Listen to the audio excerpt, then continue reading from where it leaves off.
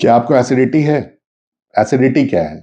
Acidity यानी कि आपके पेट में जलन होना या सीने में जलन होना या बार-बार डकार आना, खट्टी डकार आना या मुँह में कई बार डकार के साथ खट्टा पानी आ जाना, जिसको गैस्ट्रिक एसोफेजियल रिफ्लक्स डिजीज़ भी बोलते हैं। ये एक ऐसा सिम्पटम है, ये एक लक्षण की तरह इसको ट्रीट किया जाता है और लोग उसी के अकॉर्डिंगली इसको मैनेज कर रहे होते हैं। इसको आयुर्वेद में अम्लपित्त भी बोलते हैं। जब अग्निमांद्य होता है यानी आपका डाइजेशन अगर ठीक नहीं है, तो उसके कारण जब ये लक्षण दिख रहे हैं, तो उसको अम्लपित्त कहते हैं। अम्लपित्त होने का कारण क्या है? कारण जो है वो डाइट और लाइफस्टाइल रिलेटेड है, यानी कि आहार और विहार। ये 2 कारण हैं जिनके कारण आपको ये लक्षण होते हैं। आहारज कारण में ओवर यूज ऑफ मैदा, दही, ठंडा पानी, चाय, अल्कोहल, टोबैको, स्मोकिंग, ये सारे लक्षण जो हैं, ये सारे हेतु जो हैं, वो आपको एसिडिटी के कारक हैं। इसके कारण आपको एसिडिटी होती है। या कुछ मेडिसिन्स भी हैं जिनको आप यूज कर रहे होते हैं, जैसे कि non steroidal anti inflammatory drugs जिनको बोलते हैं, दर्द के लिए जो दवाएं यूज कर रहे होते हैं, उसके कारण भी आपको एसिडिटी होती है। अध्यशन यानी अभी कुछ खाया है, उसके तुरंत बाद आपने फिर कुछ खा लिया, तो उसके कारण भी एसिडिटी हो सकती है। अजीर्ण यानी जो पहले खाया था वो पचा नहीं है, उसके बाद आपने फिर कुछ खा लिया, तो भी आपको एसिडिटी हो सकती है। या निश्चित समय पे अगर आप नहीं भोजन कर रहे हैं या निश्चित समय पे आप नहीं खा रहे हैं, तो भी आपको एसिडिटी हो सकती है। सही समय पे आप सोते नहीं हैं, व्यायाम नहीं करते हैं, तो भी आपको एसिडिटी हो सकती है। ये आपका विहारज हेतु है, यानी कि लाइफस्टाइल रिलेटेड कारण है कि भोजन करने के बाद दिन में ही अगर आप सो जा रहे हैं, तो उसके कारण अग्निमांद्य होता है और उसके कारण भी एसिडिटी होती है। तो मेटाबॉलिज्म आपका स्लो होगा, तो ये लक्षण आएगा और उस लक्षण के बाद बहुत सारे इसके कॉम्प्लिकेशंस होते हैं। आयुर्वेद में जो कॉम्प्लिकेशन है, उसका जो उल्लेख है, वो ये है कि पित्त दोष अगर आधिक्य है, तो लक्षण आएगा कि पीत, विनमूत्र, नेत्र, त्वक, दाह, अल्प निद्रता। यानी कि आपके नेत्र और त्वक में दाह, ये लक्षण होना, अल्प निद्रता यानी कि इंसोम्निया, नींद ना आना या कच्ची नींद आना, ये भी लक्षण हो सकता है पित्त बढ़ने के कारण। और अगर आपका मेटाबॉलिज्म स्लो होगा, तो ये लक्षण भी होगा कि रसे रोक्षम श्रमा शोषो ग्लानि शब्द असहिष्णुता, यानी कि रस धातु की दृष्टि के कारण ड्राइनेस होना, रसे रोक्षम श्रमा थोड़ा काम किया तो थकान महसूस होना, शोष बार बार मुंह सूखना या प्यास लगना, ग्लानि यानी कि इरिटेशन, चिड़चिड़ापन, गुस्सा आना, और शब्द असहिष्णुता किसी की बात बर्दाश्त ना होना या आवाज बर्दाश्त ना होना।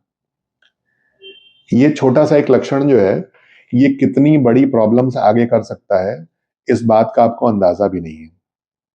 ये लक्षण आगे जा करके आपके लिए हाइपरटेंशन कॉज कर सकता है, आपको डायबिटीज कॉज कर सकता है, आपको एंजाइटी और डिप्रेशन तक लेके जा सकता है। इवन यही मेटाबॉलिक इनसफिशिएंसी जो है, ये आपको थायराइडिज्म भी कॉज कर सकती है।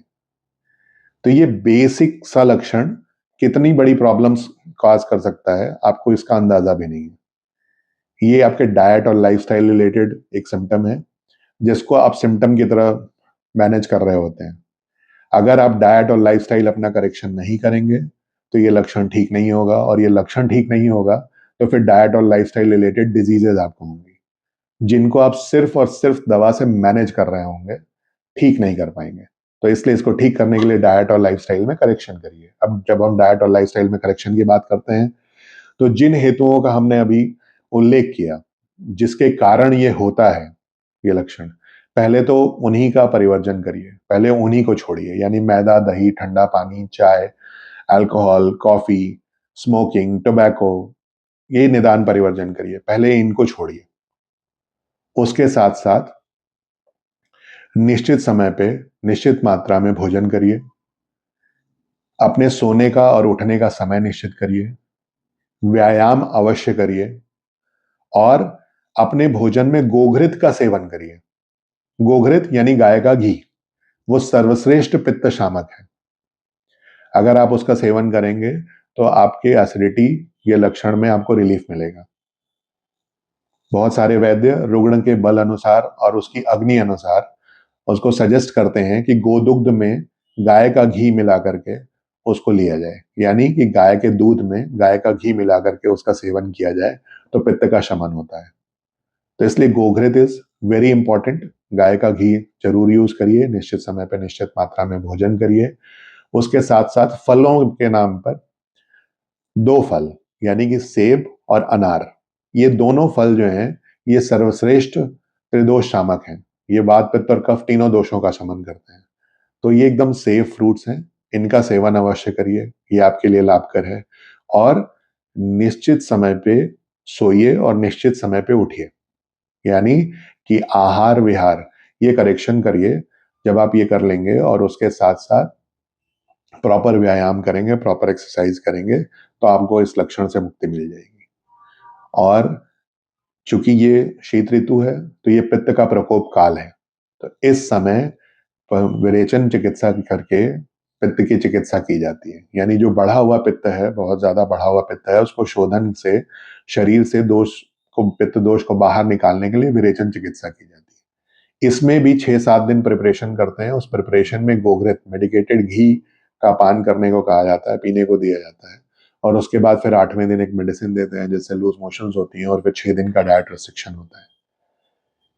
तो take care of yourself, निश्चित समय पे निश्चित मात्रा में भोजन करिए, व्यायाम करिए, गोघृत का सेवन करिए, फल में सेब और अनार का सेवन करिए। और अगर उसके बाद भी आपको रिलीफ नहीं मिलता है तो पंचकर्म चिकित्सा में विरेचन ऑप्ट करिए। स्वस्थ रहिए और अपना ध्यान रखिए।